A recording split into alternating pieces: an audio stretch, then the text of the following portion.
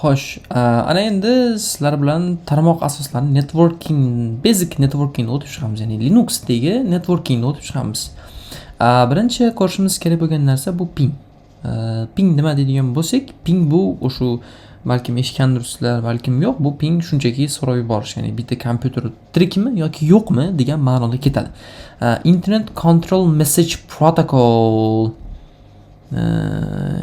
yordamida boshqa bir qurilma bilan aloqa mavjudligini tekshiradi. U paket yuborib, javobini kutadi va paketning qaytish vaqtini o'lchaydi, deyapti. Ya'ni bitta bu ping shunchaki bitta kompyuter tirikmi yoki yo'qmi degan ma'noda keladi.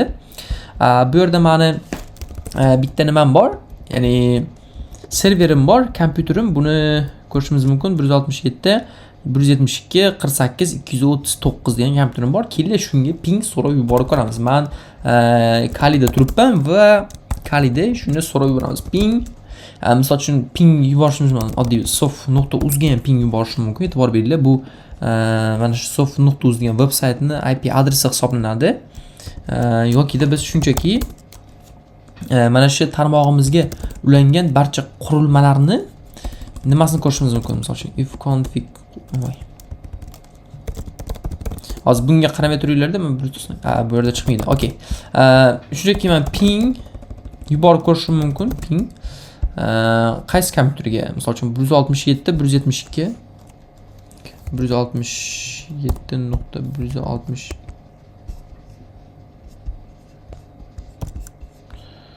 tak 167 172 172.48 239 239 bitta yuboradigan bo'lsam, bu yerda ko'rishingiz mumkin. Bu yerda so'rov kelyapti. Ya'ni mana shu kompyuter hozir mana shu IP adresga ega bo'lgan kompyuter ishlayapti. Bu tirik. Ya'ni agar men hozir bilmam boshqa IP berib oladigan bo'lsam, bu yerda ping ketyapti. Sabab menimcha bor bo'lsa kerak bunaqa IP. Mana уже 230 da hech narsa ketmayapti. Chunki уже javob kelmayapti bizda. Ya'ni response tarzida bu yerda ping so'rov ketmayapti. Ya'ni ketyapti, javob qaytib kelmayapti. Ping xuddi shunaqa bo'ladi. Ya'ni bitta kompyuter tirikmi yoki yo'qmi degan ma'noda bu ping so'rov yuborib ko'rishimiz mumkin bo'ladi. Keyingi host, nslog va dickni ko'rib chiqamiz. Bu yerda host nima qilib beradi? Host bizga shunchaki sof.uz beradigan bo'lsak, buni IP adresini olib beradi bizga mana. IP adresini olib beradi bizga host. Bu yerda nslog qiladigan bo'lsak,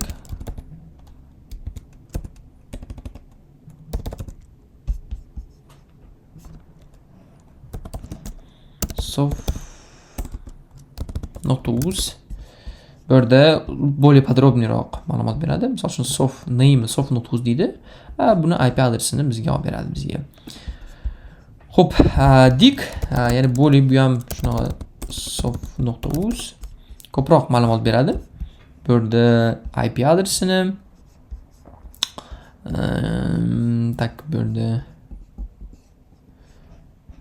answer section shu narsalarni beryapti bizda. Bemalol biz mana shu dick yordamida yoki da host, slog, dick yordamida IP adreslarini aniqlashimiz mumkin bo'ladi. Ya'ni biron bir veb saytni.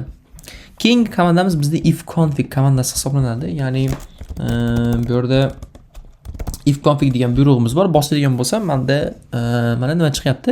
E'tibor beringlar, either null va low chiqyapti. Bularga hali yana bir boshdan to'xtalamiz. Yana bitta bu chiqish kerak bo'lgan narsa bu VLAN 0, ya'ni VLAN 0 shunaqa yozuv chiqadi bu yerda pastda. Bu VLAN 0 nima degan bo'lsak, VLAN 0 bu imенно kompyuterimiz, bizda Linuximiz, Kalimiz Wi-Fi ga ulanib turganda imенно VLAN 0 bizda paydo bo'ladi. Bu qachonki biz bironta routerga ulanib olsak, ya'ni Wi-Fi ga ulansak. Hozirgi holatda men hech qanaqa Wi-Fi ga ulanmaganman, o'shaning uchun menda bu yerda VLAN chiqmayapti. Bu yerda faqatgina either va low chiqyapti. Bular nima? Either, low yoki da VLAN 0 bular tarmoq interfeyslari. Interfeys deganimizda imенно mana shu either 0 bu lokal hisoblanadi. Ya'ni lokal deganimizda sim bilan kelayotgan internet hisoblanadi. Bu low bo'ladigan bo'lsa, bu low faqatgina development qismida ishlaydigan, ya'ni tarmoq interfeysi hisoblanadi. Bu yerda lokal hisoblanadi. Bu yerda e'tibor beringlar, innet bor. Bu yerda IP adresimiz, ya'ni username IP adresga ega. Netmasklarni, hali broadcastlar yoki de innet alt, ya'ni IP adresning 6-versiyalarini ko'rib chiqamiz. Bu 4-versiyalarini ko'rib chiqamiz. Hammasini bu yerda user bu MAC adres hisoblanadi. Ya'ni mana shu user 0 ni MAC adresi hisoblanadi. Bu yerda shunaqa, ya'ni if config bilan biz shu tarmoq interfeysini ko'rishimiz mumkin bo'ladi. Bizda keyingisi bu wget va curl. Kelli biz bu curl bilan widgetni shunchaki yuzaki ko'rib chiqamiz. Misol uchun bizda telegram.org ta copy link qilib olaman. Bizda widget bor. Wget. Bu yerda copy qilib olgan linkimni tashlayman va enterni bosaman.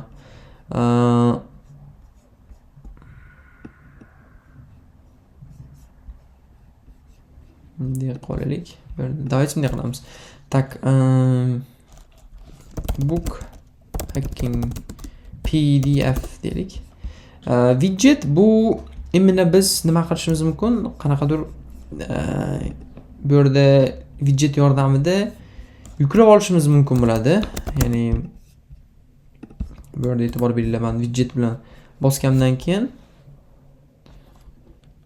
bu yerda permission denial deyapti. Sudo widget qilib qo'yaylik-da.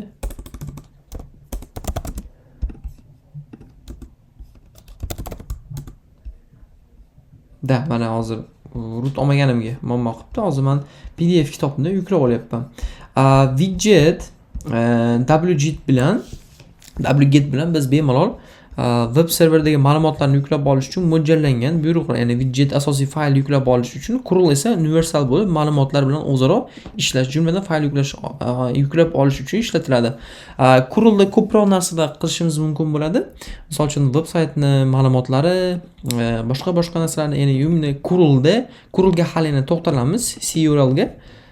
Hozircha faqatgina shu yuklab olishni ko'rib tursak, e'tibor beringlar, yuklab bo'ldi. Misol uchun mana bu yerda ethical hacking pdf degan nimamiz chiqdi. Bu yerda ko'rishimiz mumkin bo'ladi. Tak, bu yerda kiwi, mana bizning kitobimiz yuklanib oldi. Bemalol widget bilan yuklab olishimiz mumkin bo'ladi. Curl bilan ham xuddi shunaqa holatda, ya'ni curl bilan ham -o flag yordamida biz yuklab olsak bo'ladi. Linkni berasizlar, bo'ldi. Xuddi shunaqa holatda ishlaydi. SSH degan narsa bor. SSH nima? SSH bu secure shell hisoblanadi. Ya'ni ikkita kompyuterni bir-biriga bog'lash degani. Ya'ni ulash, ya'ni security shell qilib, ya'ni ikkita kompyuterni bir-biriga bog'lashga yordam beradi. Bu qanday? Misol uchun men hozir if config qilaman. If config qilgan holatda men o'zimni IP adresimni ko'rib olaman. Endi mana shu men Linux kompyuterimga boshqa kompyuterdan turib ulanishga harakat qilaman. Buni qanaqa? Bu SSH orqali. Birinchi navbatda SSH orqali ulanishimizdan oldin biz SSH ni yoqib olishimiz kerak. Kelinglarda bunday narsa qilamiz.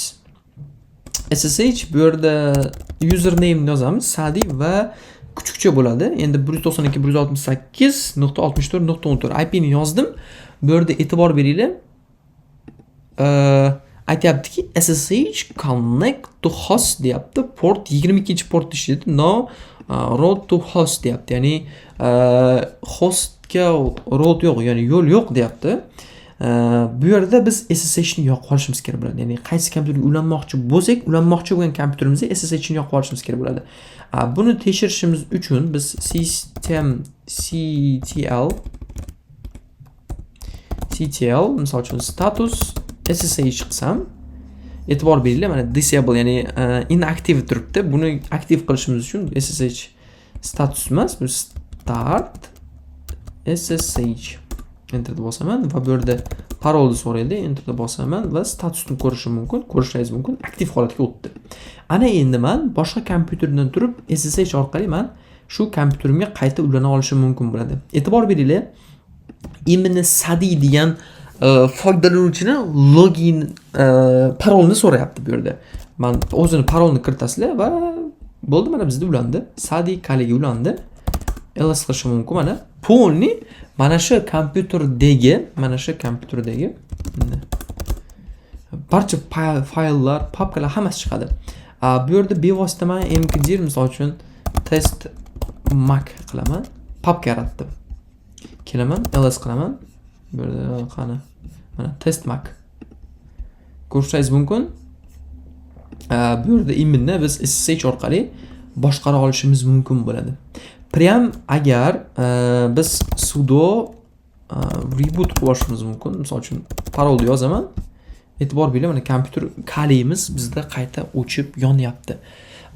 Iminni biz SSH orqali ulanib, barcha secure shelllar orqali, ya'ni SSH orqali ulanib, secure shell orqali kompyuterdan boshqara olishimiz mumkin bo'ladi. Iminni biz serverlarga ulanishimiz ham xuddi shunaqa secure shell orqali bo'ladi. Xo'p, umid qilaman sizlarga bu mavzu ham tushunarli bo'ldi.